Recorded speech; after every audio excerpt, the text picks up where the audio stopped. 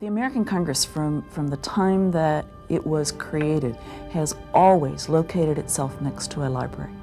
When they were in New York, they were located next to a major library. When they were located in Philadelphia, they were located next to a major library. When they came to Washington and moved the capital to Washington, they created this small Library of Congress essentially to support themselves, because there was no library facility like that to support the Congress. In a report to Congress in 1790, Representative Elbridge Gerry proposed that Congress establish its own library. With an appropriation of $5,000, they acquired 728 volumes, including the laws of states and European nations, treaties, constitutions, civil and common law. In 1800, this library became the first Library of Congress. Without a place to preserve knowledge, democracy is seriously threatened. If information is power, access to information can empower individuals and nations to resist authoritarian control. A nation that has no thoughts, no ideas, is a void into which the will of a forceful tyrant can be at once imposed and enforced. The better educated Congress is, the better off all of us are as citizens. To shield the Congress against misinformation, proprietary interests, and a flood of facts and figures, the Library of Congress established 2 independent research centers available to Congress around the clock: the Congressional Research Service, known as the CRS, and the Law Library. While CRS serves Congress exclusively, the Law Library has a broader constituency that includes the general public. The whole public policy process and the business of lawmaking is really supported by an informed legislator. The more that a congressman, that a senator understands the ramifications of making a particular policy choice, the better they can represent their constituents. They can understand who's affected positively, who's disaffected. They can understand who's taxed, who benefits. They can understand the kinds of policy implications their choices of law is going to have on the individual citizen. Congressmen and senators need to have as much information at their disposal as they can get about solutions to problems that were tried in the past and perhaps proved to be wanting or perhaps proved successful, about solutions that were employed in similar situations in other countries than their own, about theory so that they can articulate the law in a comprehensible way, about principles of justice, about what human beings throughout time have felt and thought, and whether that proved to be right or wrong. They need this in order to make intelligent laws, in order to make laws that will work. Gentleman from Michigan is recognized for 5 minutes. Our mission is to provide Congress with research in foreign, comparative, and international law. But I'd have to say that the most fundamental part of our mission is to build that great collection that we have, which permits everything else we do. And that requires acquiring material from all over the world and making it available then. It is here for scholars, it is here for the U.S. Congress primarily, and for anyone who needs to study law, whether historic or current. In 1832, a new law required the Librarian of Congress to establish a law library in the Capitol building, separate and apart from Congress's own library and overseen by the justices of the Supreme Court. This formed the heart of what is now the largest and one of the greatest law libraries in the world. The collection really began to expand a lot after the turn of the century. Of course, in 1870, the Library of Congress acquired the Copyright Office from the Smithsonian Institution. And when that happened, we began to get all of the American imprints deposited. But after that, the law library especially benefited from the work of one law librarian, John Vance. He complained to the law librarian that something he needed in Latin American law was in his collection, but not in the law libraries. And the law librarian at the time wisely said to John Vance, "Why don't you take an acquisitions trip for us?" And so Vance went all over Latin America before he became law librarian and acquired a lot of foreign legal material.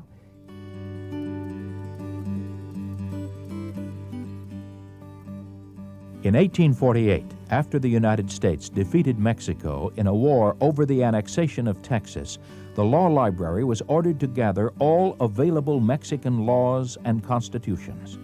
Although its own collection of American legal materials was still incomplete, the library added this bounty of legal documents to their growing foreign collections.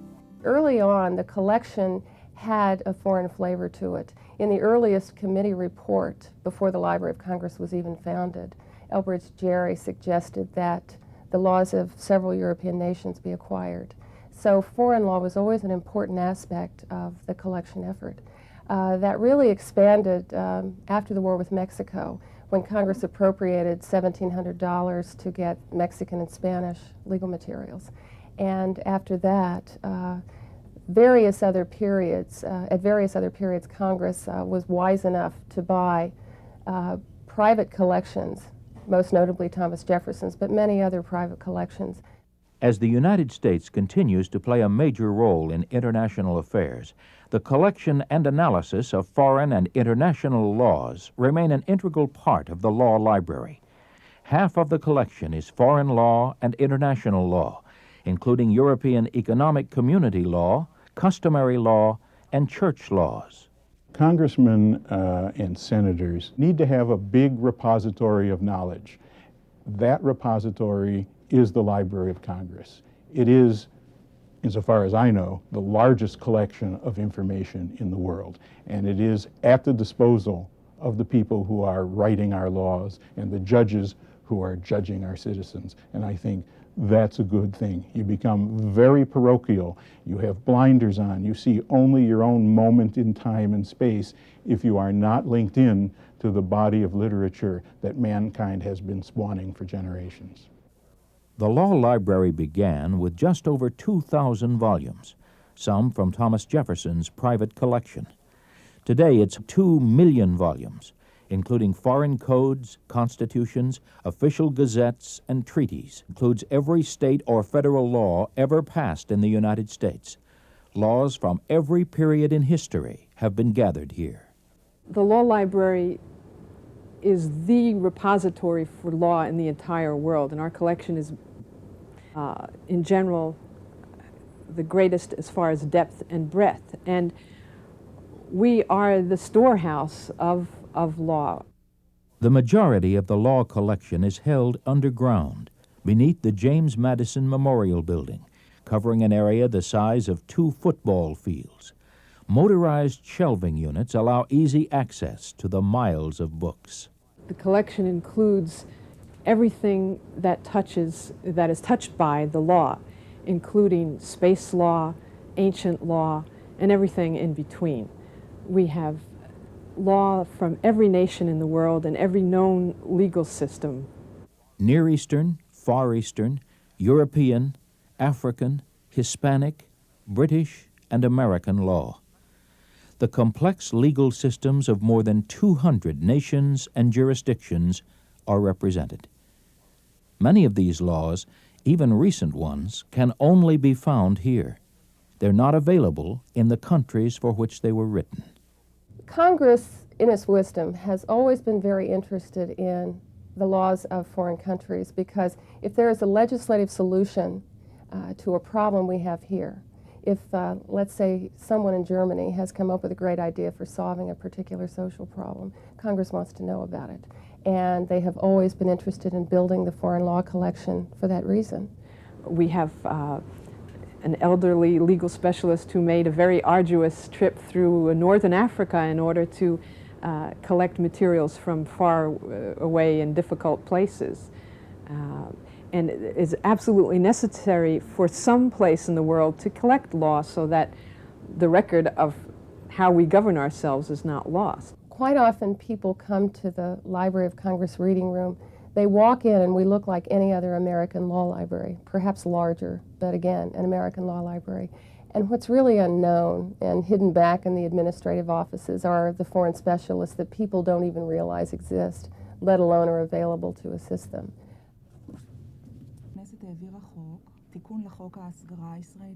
Well, I'm one of the 20 or so foreign law specialists that between us we cover the all the countries in the world and responsible primarily for answering requests from the Congress. These legal specialists from around the globe form a legal League of Nations. They share their understanding of the laws of other nations, not only with Congress, but also with other lawyers, judges, federal agencies, and the general public. I think we have the regulation over here. Οι προσωπικές σχέσεις των συζύγων ρυθμίζονται κατά σειρά, πρώτον από το δίκαιο της τελευταίας κατά τη διάρκεια του γάμου κοινής ηθαγένειας, εφόσον ο ένας τη διατηρεί. Those lawyers have foreign law degrees. Some of them also have American law degrees. Some of them are also librarians. What is very special about the lawyers here is that they can cover about 50 languages among them. And their job is really difficult. We couldn't possibly function as the great law library we are without them. I would like to believe if I wasn't there, then Congress wouldn't know much about what's taking place in the English-speaking African countries. That's important. It's important for them to know what's taking place there in order, first and foremost, to identify ways in which they can legislate on similar subjects in this country. For example, narcotics. It's a big problem in Southeast Asia, and all the countries that I handle have enacted a lot of legislation on that topic. And whenever a member of Congress thinks of, well, amending a law that's already in existence or passing a new law, it's just very helpful for them to know what is already on the books all around the world. They can be able to take the various cultures as reflected through law and be able to implement decisions in this country which not only affect citizens and inhabitants of the United States, but also the world at large, including my countries, which I'm responsible for.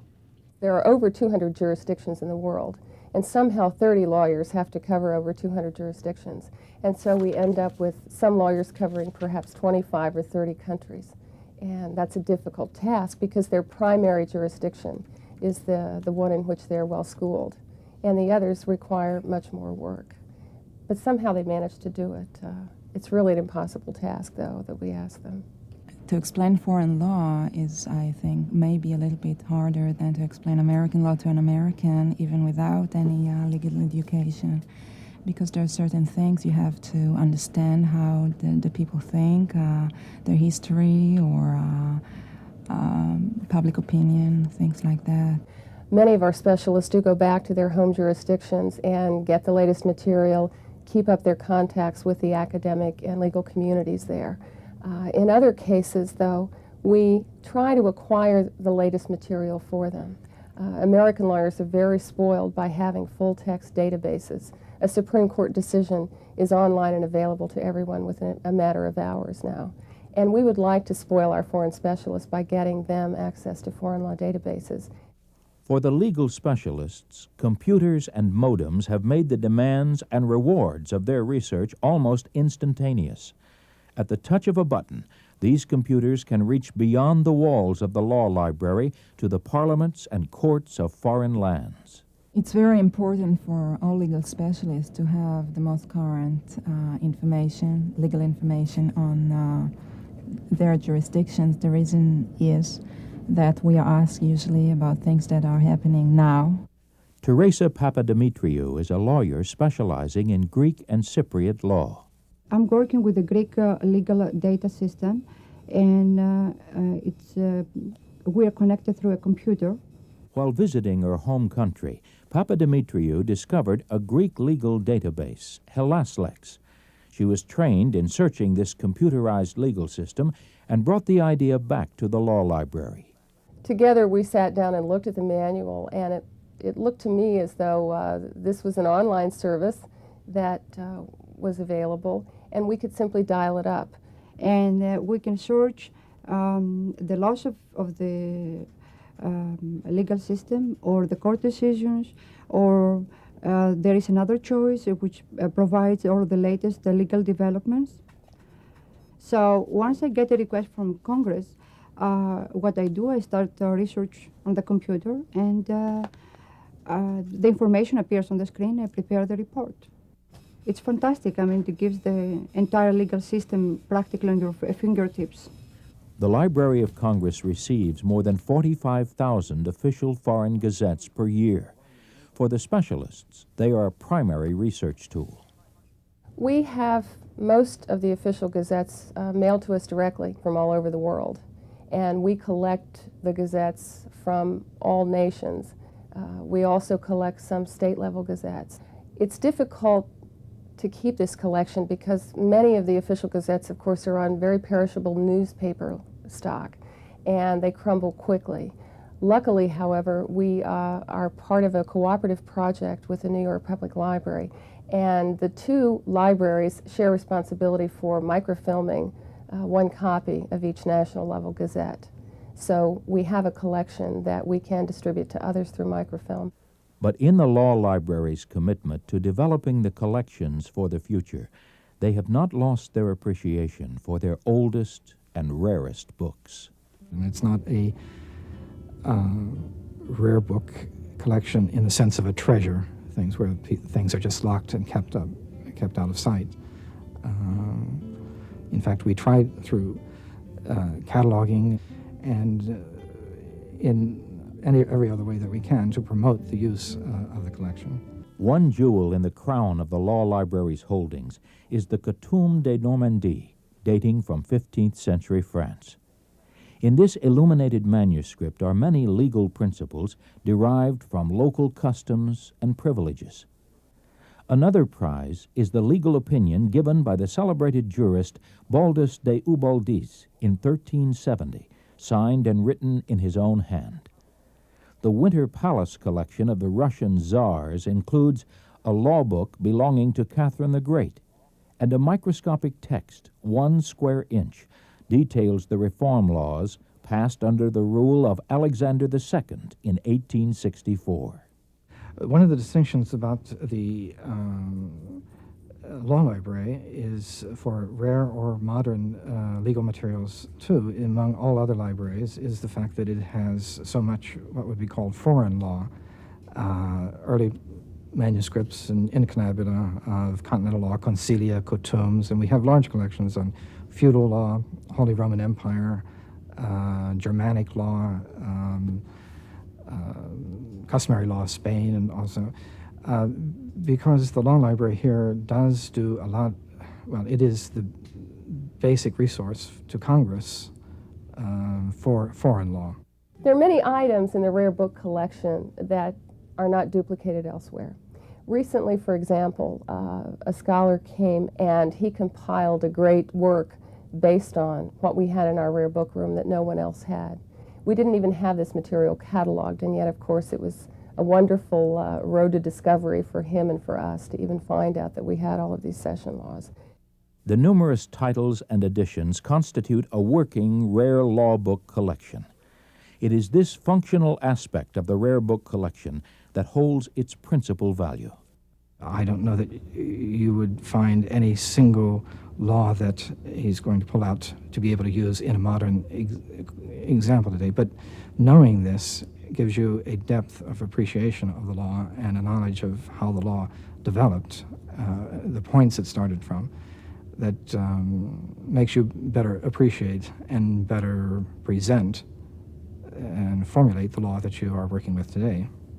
Ancient laws can often illuminate contemporary issues, and thus the need for preservation.